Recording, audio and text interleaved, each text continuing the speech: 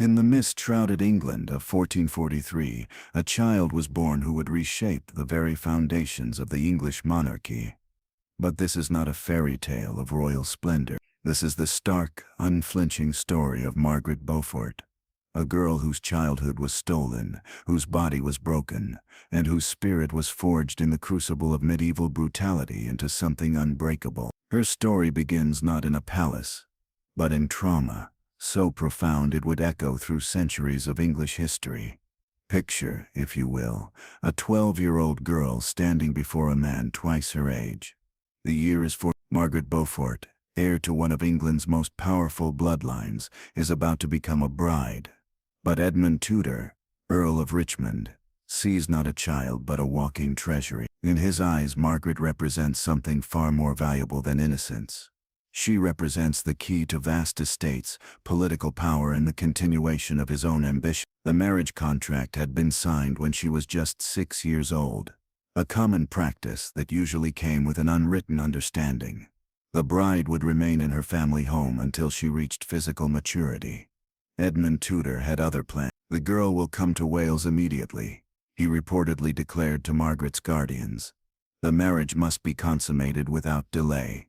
These words, recorded in contemporary chronicles, reveal the cold calculation behind what was about to unfold. Medieval law technically permitted consummation at age 12 for girls, but social customs typically protected young brides for several more years. Edmund chose to ignore these protections entirely.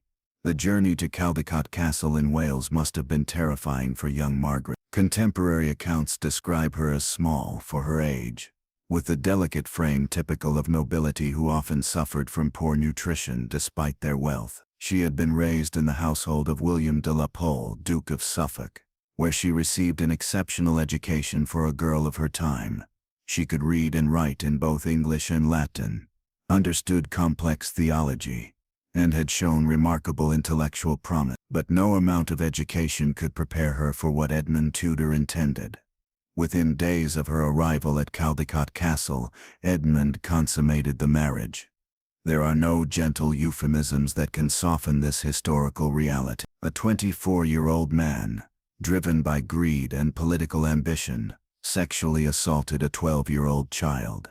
The physical trauma was immediate and devastating. Margaret's own later writings, preserved in prayer books and letters, contain veiled references to the great suffering of my early womanhood, and prayers for those young maids who suffer as I suffer. The medieval world was harsh, but even by its standards, Edmund's treatment of Margaret was considered extreme. John Bocking, a contemporary chronicler, wrote somewhat cryptically, "The Earl's haste in this matter brought great scandal, for the lady was yet but a child in body if not in law." Other nobles began to distance themselves from Edmund, sensing that his actions crossed even the flexible moral boundaries of 15th-century England. Within months, Margaret was pregnant. Her child's body, barely past the onset of puberty, was now expected to carry and deliver a baby. The pregnancy was nightmarish from the beginning. Medieval medicine had few answers for the complications that arose when a child tried to bear a child. Margaret suffered from what contemporary accounts describe as grievous sickness. Throughout her pregnancy, she could barely keep food down, experienced severe back pain, and her legs swelled so badly she could hardly walk. But fate had one more cruel twist in store. In November 1456, less than a year into their marriage, Edmund Tudor died suddenly. Some sources suggest plague, others point to injuries sustained in warfare with Yorkist forces. Margaret, now 13 and heavily pregnant, found herself a widow in a hostile Welsh castle, surrounded by Edmund's retainers who viewed her primarily as a vessel for their master's heir. The birth of Henry Tudor in January 1457 nearly killed both mother and child. Medieval birth records kept by midwives and later transcribed by clerks paint a harrowing picture. Margaret labored for 3 days in agony. Her pelvis, not yet fully developed, could not accommodate the baby's passage. The midwives, skilled though they were, had limited options. They could only wait, pray, and watch as a 13-year-old girl screamed herself hoarse in a cold Welsh castle. "She was torn most grievously," wrote one contemporary observer, using the polite language of the time to describe traumatic tearing that would leave Margaret permanently damaged. The bleeding was so severe that her confessor was summoned to give her last rites. For hours it seemed certain that both Margaret and her unborn child would die, but somehow, against all odds, Henry Tudor emerged into the world, and his mother clung to life by the thinnest of threads. The physical aftermath was catastrophic. Margaret's reproductive system was so severely damaged that she would never conceive again, despite living to the remarkable age of 66 and being married 3 more times. In an age when a woman's primary value was seen as her ability to produce heirs, Margaret had been rendered effectively barren by the age of 13. The psychological trauma ran even deep. Her later writings reveal a woman haunted by nightmares, plagued by guilt over her survival when so many women died in childbirth, and driven by an almost obsessive need to control every aspect of her life. Henry Tudor's birth had been a miracle, but it came at a price that would shape both his life and his mother's in profound ways. Margaret's maternal instincts, perhaps intensified by the trauma of his birth, became the driving force of her existence. Every decision she made from that point forward was calculated to protect and advance the interests of her son. She would spend the next 30 years plotting, scheming and sacrificing everything to put Henry on the throne of England. The young widow's situation was precarious in the extreme. As a Lancastrian heiress in an increasingly Yorkist world, she and her infant son were valuable pawns in the great game of English politics. Her next marriage, arranged when she was still recovering from childbirth, was to Henry Stafford, second son of the Duke of Buckingham. This union, while more considerate than her first marriage, was still fundamentally political. Stafford needed Margaret's lands and connections. Margaret needed his protection and the legitimacy his family name could provide. During her years with Henry Stafford, Margaret began to develop the political acumen that would later make her one of the most powerful women in English history. She learned to navigate the treacherous waters of court politics, to smile while plotting, and to present herself as a pious, submissive widow while quietly building networks of loyalty and information. Her son Henry was raised primarily in Wales, deliberately kept away from the center of power to protect him from the various factions that might wish him harm.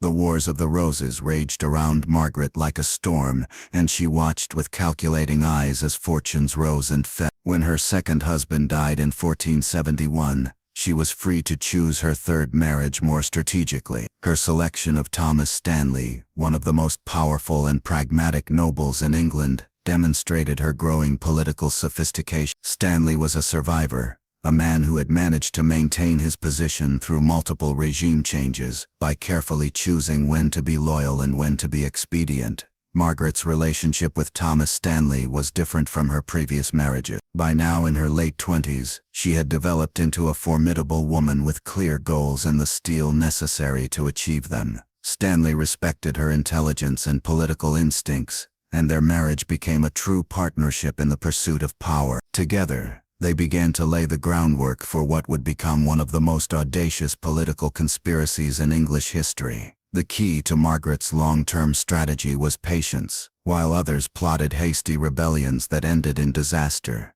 she played a longer game. She cultivated relationships with everyone who might prove useful, from high nobles to servants in royal households. She placed her agents in key positions throughout England, and maintained careful correspondence with Lancastrian exiles on the continent. Most importantly, she never forgot the ultimate goal: to place her son Henry Tudor on the throne of England. Richard III's usurpation of the throne in 1483 provided Margaret with the opportunity she had been preparing for her entire adult life. The disappearance of the princes in the Tower created a succession crisis that a skilled political operator could exploit. Margaret immediately began reaching out to other nobles who had reason to oppose Richard's rule, including the powerful Woodville family and other former supporters of Edward IV. Her most brilliant strategic move was negotiating the Brittany alliance that would bring Henry Tudor back to England with foreign support. Through a network of loyal servants and sympathetic nobles, Margaret arranged for messages to be smuggled to her son in exile. The letters, written in code and hidden in seemingly innocent religious texts, outlined detailed plans for invasion and promised support from key English nobles, who had grown tired of Richard III's rule. The conspiracy that Margaret organized was remarkable for its scope and sophistication. She coordinated with rebels in multiple counties, arranged for supplies and safe houses, and even negotiated the terms of Henry's eventual marriage, Elizabeth of York, which would unite the warring houses and legitimize his claim to the throne. Every detail was planned with the precision of a military campaign, and at the center of it all was a woman who had learned to wield power from the shadows. When Henry Tudor landed at Milford Haven in Wales in August 1485, he carried with him not just foreign soldiers and ambitious dreams, but the carefully laid plans of his mother. Margaret had spent months ensuring that key English nobles would either support Henry or remain neutral when the moment came. Her husband Thomas Stanley controlled significant military forces, and she had convinced him that the time was right to abandon Richard III and support her son's claim. The Battle of Bosworth Field was the culmination of nearly 30 years of Margaret's planning and sacrifice. As Henry Tudor faced Richard III on that fateful morning, his mother waited anxiously in England, knowing that everything she had worked for hung in the balance. The victory, when it came, was as much hers as his. The broken child who had been sexually assaulted at 12 and nearly died in childbirth at 13 had orchestrated one of the most successful political conspiracies in English history. Henry VII's coronation marked the beginning of the Tudor dynasty, but it also represented Margaret Beaufort's transformation from victim to power broker. As the king's mother, she wielded unprecedented influence in the new regime. She controlled access to her son, managed court ceremonies, and effectively served as his chief political advisor. The woman who had been powerless as a child had become one of the most powerful people in England. Margaret's influence extended far beyond the traditional role of a royal mother. She established her own household, maintained her own correspondence with foreign courts, and exercised quasi-regal authority over vast estates. Contemporary observers noted that foreign ambassadors often sought audiences with the king's mother before approaching Henry VII himself, recognizing that her support could be crucial in achieving their diplomatic goals. One of Margaret's most significant achievements was her role in establishing the Tudor court's religious and cultural character. Her deep personal piety, forged in the crucible of childhood trauma, became a defining feature of the new dynasty. She founded colleges at Cambridge, supported religious reforms, and patronized scholars and theologians. Her translation of religious texts from Latin into English helped make theological works accessible to a broader audience and demonstrated her intellectual capability. The irony was not lost on Margaret that the son whose birth had nearly killed her became the foundation of her power and influence. Henry VII respected his mother's political judgment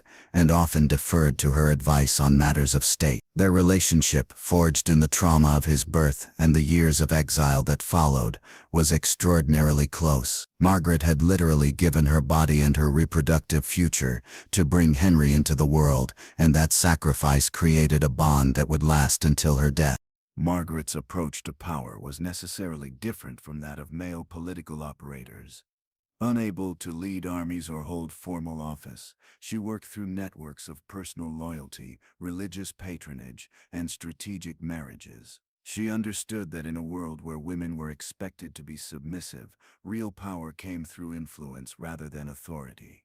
Her success lay in her ability to make powerful men believe that supporting her interests also served their own. The king's mother's household became a parallel court where Margaret could exercise direct authority.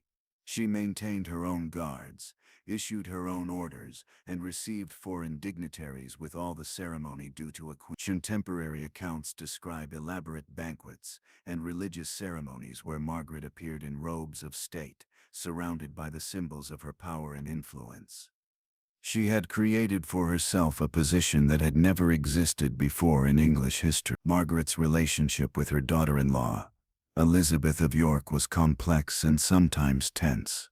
The younger woman represented everything that Margaret had been denied: youth, beauty, and the promise of many children. Elizabeth's successful pregnancies must have been particularly painful for Margaret, who had been robbed of the ability to bear more children by Edmund Tudor's brutality. Yet, Margaret also recognized that Elizabeth's fertility was crucial to the dynasty's survival, and she worked tirelessly to protect both her daughter-in-law and her grandchildren. The birth of Prince Arthur in 1486 represented the ultimate vindication of Margaret's long struggle. Her grandson was the heir to the throne she had helped win, the continuation of the bloodline she had suffered to preserve. Margaret took an active role in Arthur's upbringing, ensuring that he received the finest education and was prepared for the responsibilities of kingship. Her influence over her grandson's development was profound and lasting. When Arthur died young, Margaret's grief was compounded by practical concerns about the dynasty's survival. The loss of the heir she had helped raise was a personal tragedy, but it also threatened everything she had worked to achieve. Her focus shifted to Henry's second son, the future Henry VIII, and she threw herself into his education and development with the same intensity she had brought to all her political endeavors. Margaret's final years were marked by an increasing focus on religious matters and charitable works. Having achieved her primary political goals, she turned her attention to securing her soul and creating a lasting legacy beyond the dynastic success of her son. She founded Lady Margaret professorships at Cambridge and Oxford, established religious foundations, and supported educational initiatives that would outlast the Tudor dynasty itself. The king's mother's influence on court protocol and ceremony cannot be overstated. She essentially created the role of royal matriarch, establishing precedents that would be followed by future royal mothers. Her integration of religious ceremony into state occasions helped legitimize Tudor rule and created a sense of divine sanction for the new dynasty. Every major court celebration bore the stamp of her careful planning and attention to symbolic detail. Margaret's correspondence reveals a woman of remarkable intelligence and political sophistication. Her letters to foreign courts demonstrate a deep understanding of international politics and a skilled use of diplomatic language. She negotiated treaties, arranged marriages, and managed complex political relationships with a finesse that impressed seasoned diplomats. The broken child of 1455 had become one of the most capable politicians of her generation. The relationship between Margaret and her son remained central to both their lives until her death. Henry VII consulted his mother on every major decision and rarely acted against her advice. Their partnership represented one of the most successful political collaborations in English history, combining Henry's formal authority with Margaret's strategic brilliance and extensive network of personal relationships. Margaret's financial acumen was another crucial factor in the Tudor dynasty's success. She managed vast estates with exceptional skill, increasing revenues and ensuring that the new regime had the economic resources necessary to maintain power. Her business correspondence shows a woman with a detailed understanding of agriculture, trade, and investment, who could hold her own with the most successful merchants of her time. The king's mother's household expenses reveal the scale of her power and influence. She maintained hundreds of servants, possessed extensive libraries, and owned jewelry and clothing that rivaled those of queens. Her expenditures on religious patronage alone exceeded the annual incomes of most nobles, demonstrating both her wealth and her priority. Every aspect of her lifestyle was calculated to project authority and demonstrate the success of the Tudor regime. Margaret's influence on the education of noble women was profound and lasting. Through her example and patronage, she demonstrated that women could be scholars, political operators, and religious leaders. Her translation work and theological writings inspired other women to pursue intellectual achievements that had previously been considered masculine domain. She became a model for ambitious women throughout Tudor England.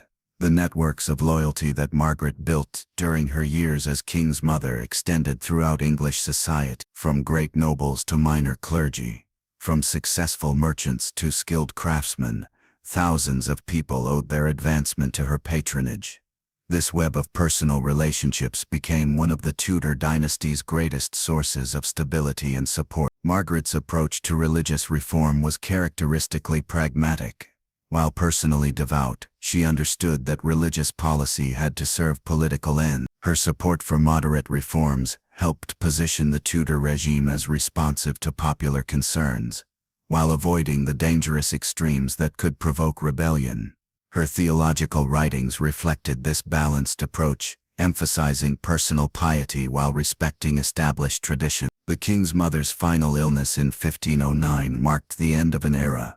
As she lay dying just days after witnessing Henry VIII's coronation, Margaret could reflect on a life that had transformed tragedy into triumph. The 12-year-old girl who had been sexually assaulted and nearly died in childbirth had lived to see her son establish a dynasty that would rule England for over a century. Margaret's death prompted an outpouring of grief from across English society. Nobles, clergy, scholars, and common people all mourned the loss of a woman who had touched their lives through her patronage, her political leadership, or her religious example. The funeral ceremonies lasted for days and included elaborate displays of the symbols of her power and achievement. The legacy of Margaret Beaufort extended far beyond the Tudor dynasty she helped establish. Her example of female political leadership inspired generations of women to seek influence and authority in their own right. Her educational patronage created institutions that continue to exist today, and her religious writings remained influential for centuries after her death. Contemporary accounts of Margaret's personality reveal a complex woman who combined genuine piety with ruthless political calculation. She could be generous and cruel, compassionate and calculating, all in service of the goals she had set for herself and her family. Her ability to inspire loyalty while maintaining the distance necessary for effective leadership made her uniquely successful in the dangerous world of Tudor politics. The transformation of Margaret Beaufort from broken child to England's most powerful woman represents one of history's most remarkable stories of resilience and achievement. Her life demonstrates how trauma can be transformed into strength, how powerlessness can become the foundation for unprecedented influence, and how a woman's intelligence and determination can reshape the course of history. Modern historians have begun to recognize Margaret Beaufort as one of the most significant political figures of the late medieval period. Her role in establishing the Tudor dynasty was not simply that of a supportive mother, but of a strategic mastermind whose long-term planning and skilled execution made Henry VII's victory possible. Without Margaret's decades of careful preparation, the Battle of Bosworth might have ended very differently. The medical evidence suggests that Margaret's reproductive trauma was even more severe than contemporary accounts indicate. Modern understanding of the physical development of adolescent girls makes clear that pregnancy at age 13 would have caused extensive damage to her pelvic structure and reproductive organs. The fact that she survived such trauma and went on to live a long, productive life speaks to both her physical resilience and her strength of will. Margaret's story also illuminates the broader experience of women in medieval England. While her wealth and status protected her from some of the hardships faced by common women, her early sexual trauma and reproductive suffering were shared by countless girls throughout medieval Europe. Her later advocacy for young women and her efforts to protect her granddaughter from similar experiences suggest that she understood her personal suffering as part of a larger pattern of female victimization. The political networks that Margaret created served as a model for later royal women who sought to exercise influence behind the scenes. Her methods of building loyalty through patronage, managing information through trusted agents, and using religious authority to legitimize political action became standard techniques for ambitious women in Tudor and Stuart England. The religious dimension of Margaret's life cannot be separated from her political achievements. Her deep personal faith, born from suffering and sustained through decades of struggle, provided both the moral framework for her actions and the public justification for her unprecedented role. Her theological writings reveal a sophisticated understanding of Christian doctrine and a genuine commitment to religious reform. Margaret's relationship with money and property reflected her understanding that economic power was the foundation of political influence. She managed her estates with the same strategic thinking that she applied to dynastic politics, always seeking to maximize both revenue and political advantage. Her business records show a woman who could negotiate complex financial arrangements and who understood the importance of economic independence. The final chapter of Margaret Beaufort's remarkable life was written in the early years of Henry VIII's reign. As her grandson ascended to the throne, Margaret could see that the dynasty she had helped establish was secure for another generation. The broken child of 1455 had lived to witness the coronation of a third Tudor monarch, ensuring that her bloodline would continue to rule England. Margaret Beaufort's story remains relevant today as an example of how individuals can overcome even the most traumatic circumstances to achieve extraordinary things. Her transformation from victim to victor, from powerless child to influential matriarch, demonstrates the potential for human resilience and the power of strategic thinking combined with unwavering determination. The woman who began life as Edmund Tudor's child bride ended it as one of the most powerful people in England. Her journey from Caldecott Castle to Westminster Abbey, from sexual assault victim to king's mother, represents one of history's most remarkable stories of survival, revenge, and ultimate triumph. Margaret Beaufort proved that even in the brutal world of medieval politics, intelligence, patience, and unwavering determination could overcome the most devastating setbacks and achieve the most ambitious goals. Margaret's influence on the development of royal ceremony and protocol created traditions that would endure for centuries. She personally designed the coronation ceremonies for both Henry VII and Henry VIII, incorporating religious elements that emphasized divine sanction for Tudor rule, while creating spectacular displays of royal power. Every detail, from the colors of the tapestries to the order of procession, reflected her understanding that monarchy was as much theater as governance. Contemporary accounts describe her directing rehearsals like a master playwright, ensuring that every gesture and word would reinforce the legitimacy of Tudor authority. The king's mother's private apartments at Westminster Palace became an unofficial second court, where the real business of governance often took place. Foreign ambassadors quickly learned that securing an audience with Margaret could be more valuable than meeting with the king himself. Her antechamber was constantly filled with petitioners, from great nobles seeking royal favor to humble clerics requesting patronage for their parishes. She received them all with the same calculating attention, filing away information and building the networks of loyalty that sustained Tudor power. Margaret's personal library revealed the breadth of her intellectual interests and the sophistication of her education. She owned over 200 manuscripts and early printed books, ranging from classical philosophy to contemporary theology, from practical treatises on estate management to romantic literature. Her annotations in these texts show a mind that questioned, analyzed, and synthesized information with remarkable skill.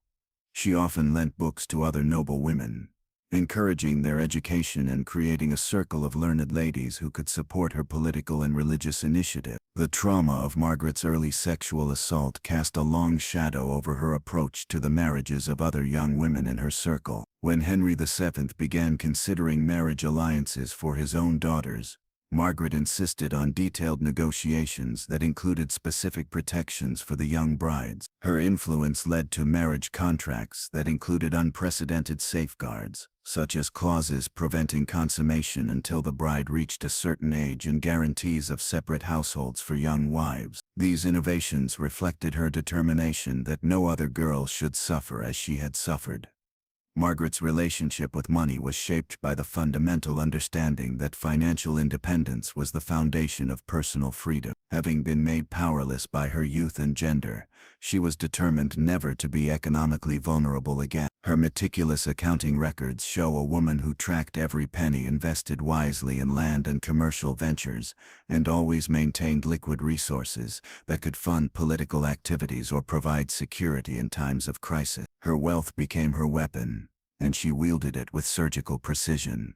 The king's mother's household regulations reveal her obsession with order and control, born from years of having no control over her own life and circumstance. She established detailed protocols governing everything from the serving of meals to the conduct of religious services in her private chapel. Every servant had specific duties, every ceremony followed prescribed forms, and nothing was left to chance or improvisation. This rigid structure provided her with a sense of security that had been so violently stripped away in her childhood.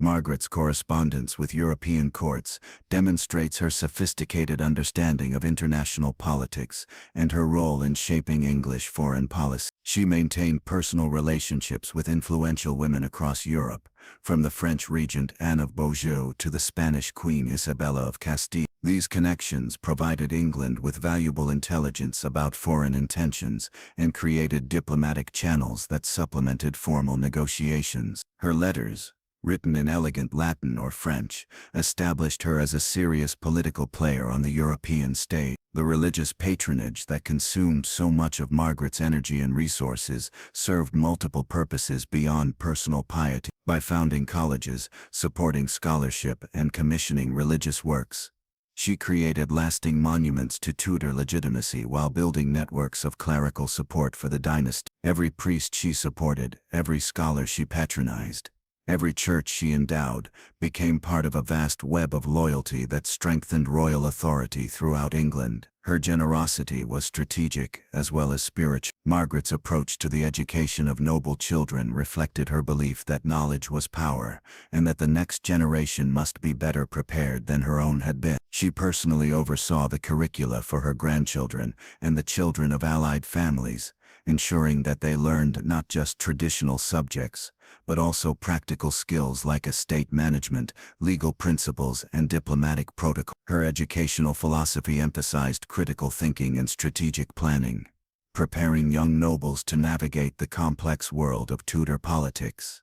The king's mother's influence on English religious practice extended far beyond her formal patronage activity. Her personal devotions, which included elaborate daily prayer rituals and frequent periods of fasting and meditation, became models for other court ladies. She promoted a form of practical piety that combined genuine spiritual commitment with political awareness, encouraging religious practices that reinforced social order, while addressing popular concerns about clerical corruption and religious reform. Margaret's later years were marked by an increasing preoccupation with her own mortality and the permanence of her achievements. Having survived trauma that should have killed her, outlived 3 husbands, and seen her son secure on the throne, she became intensely focused on creating a legacy that would outlast her own life. Her tomb in Westminster Abbey, which she planned in meticulous detail, was designed to proclaim her achievements to future generations and to secure her place in history as one of England's most significant figures. The networks of female loyalty that Margaret cultivated throughout her life created an informal system of political communication and support that operated parallel to official court structure. Noble ladies, abbesses, merchants' wives, and even servants formed chains of information and influence that could be activated when needed. These women understood that their own advancement depended on Margaret's continued success, and they worked tirelessly to protect and promote Tudor interests throughout English society. Margaret's influence on the development of English prose style through her translations and original writings cannot be underestimated. Her religious works, written and clear, accessible English rather than scholarly Latin, helped establish conventions for devotional literature that would influence religious writing for generations. Her correspondence, with its careful balance of formality and warmth, personal conviction and political calculation, became a model for diplomatic and administrative communication. The king's mother's final political triumph came with the successful arrangement of her grandson's marriage to Catherine of Aragon. Despite the complex international negotiations required and the tragic loss of Prince Arthur, Margaret managed to preserve the Spanish alliance that was crucial to English security. Her ability to maintain diplomatic relationships while grieving the death of her beloved grandson demonstrated the steel that lay beneath her pious exterior. Even personal tragedy could not deflect her from the pursuit of dynastic advantage. Margaret's household accounts reveal the staggering scale of her charitable activities during her final years. She supported hundreds of poor scholars, maintained almshouses for elderly servants, provided dowries for orphaned girls, and funded religious foundations throughout England. This generosity was not mere Christian charity, but a calculated investment in social stability and popular support for the Tudor regime. Every beneficiary became a living advertisement for Tudor benevolence and legitimacy. The relationship between Margaret and her daughter-in-law Elizabeth of York evolved from initial tension into grudging mutual respect. Elizabeth's successful delivery of multiple healthy children gradually softened Margaret's attitude toward the younger woman, who had achieved the reproductive success that Edmund Tudor's brutality had denied Margaret herself. By the end of Elizabeth's life, the two women had developed a working partnership that effectively managed the feminine side of court politics and royal ceremony. Margaret's private prayers, recorded in her personal Book of Hours, reveal the psychological scars left by her early trauma and the way her faith helped her process and transcend her suffering. Her devotions included special prayers for young mothers, for children born in difficult circumstances, and for women who had suffered violence at the hands of men. These personal spiritual practices provided both emotional healing and the moral framework that justified her later political action. The King's mother's influence on English legal practice came through her role in resolving disputes and her support for legal education. Having experienced firsthand the way legal technicalities could be used to harm the innocent, she became an advocate for clearer laws and more consistent enforcement. Her patronage of legal scholars and her involvement in the development of court procedures helped create a more predictable legal environment that served both royal interests and broader social needs. Margaret's final illness in the spring of 1509 was attended by the finest physicians in England. But her real concern was not for her own health, but for the stability of the realm during the transition from Henry VII. Even from her deathbed, she continued to issue instructions, arrange ceremonies, and manage the political details that would ensure a smooth succession. Her last recorded words were reportedly about the need to maintain the alliances she had built and to protect the dynasty she had sacrificed so much to establish. The funeral of Margaret Beaufort was one of the most elaborate royal ceremonies of the early 16th century, reflecting both her personal achievements and her symbolic importance to the Tudor regime. The procession stretched for miles through London streets, with representatives of every institution she had supported and every family that owed their advancement to her patronage. The ceremony lasted for 3 days and cost more than many noble weddings, a final demonstration of the power and influence she had accumulated over 5 decades of political activity. Margaret's tomb in Westminster Abbey became a site of pilgrimage for ambitious women throughout the Tudor period and beyond. The Latin inscription she composed for herself described her not as wife or mother, but as foundress of colleges and patroness of learning, emphasizing the intellectual and institutional achievements that she considered her greatest legacy. The tomb's elaborate decoration included symbols of her political power alongside traditional religious imagery, creating a unique monument to female achievement in a male-dominated world. The immediate aftermath of Margaret's death revealed the extent to which Tudor power had depended on her networks and relationships. Henry VIII, despite his youth and energy, initially struggled to maintain the delicate balance of interest that his grandmother had managed so skillfully. The gradual dissolution of Margaret's political networks over the following years demonstrated how much of early Tudor stability had rested on her personal authority and the loyalty she had inspired through decades of careful relationship building. Modern scholarship has revealed the full extent of Margaret Beaufort's financial empire, which included not just inherited lands, but also commercial investments, international banking relationships, and speculative ventures that made her one of the wealthiest people in England. Her business correspondence shows a woman who understood market forces, currency fluctuations, and investment strategies with a sophistication that would have impressed professional merchants. This financial acumen provided the economic foundation for all her political and religious activity. The documentary evidence of Margaret's life, preserved in archives throughout England and Europe, continues to yield new insights into her character and achievement. Recent discoveries include encrypted correspondence that reveals previously unknown aspects of her role in international diplomacy, household accounts that detail her support for early printing presses, and legal documents that show her involvement in judicial reform. Each new piece of evidence reinforces the image of a woman whose influence extended into every aspect of English life. Margaret's impact on the development of women's education in England created ripple effects that extended far beyond her own lifetime. The scholarship she established, the schools she funded, and the examples she provided of female intellectual achievement inspired generations of women to pursue learning, despite social expectations that confined them to domestic roles. Her educational legacy helped create the conditions that would later produce remarkable Tudor women like Elizabeth I, who combined political authority with genuine scholarly accomplishment. The strategic marriages that Margaret arranged for members of her extended family created a web of kinship ties that strengthened Tudor political control throughout England. By carefully placing relatives and allies in positions of influence, she constructed a support network that could respond quickly to threats and opportunity. This kinship strategy became a model for later royal families, demonstrating how personal relationships could be transformed into political assets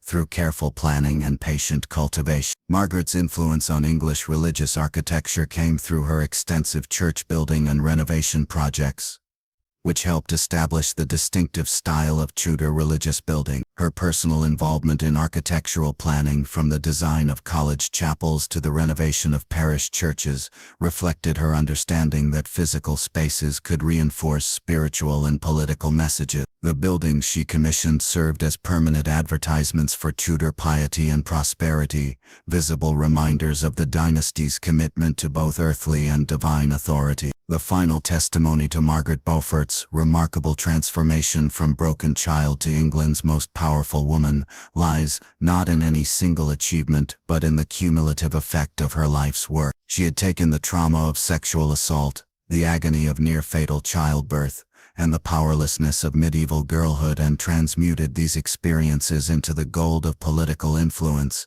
dynastic success, and lasting achievement. Her story proves that even the most devastating circumstances can become the foundation for extraordinary accomplishment, given sufficient courage, intelligence, and determination. The 12-year-old girl who had stood terrified before Edmund Tudor in 1455 could never have imagined that she would live to see her grandson crowned King of England, her bloodline secure on the throne, and her own name remembered as one of the most significant figures in English history. Margaret Beaufort's journey from victim to victor remains one of the most inspiring examples of human resilience and the transformative power of strategic thinking combined with unbreakable will. Her legacy endures not just in the Tudor dynasty she helped establish, but in the proof she provided that no trauma is too great to overcome, no goal too ambitious to achieve, and no woman too powerless to change the course of history.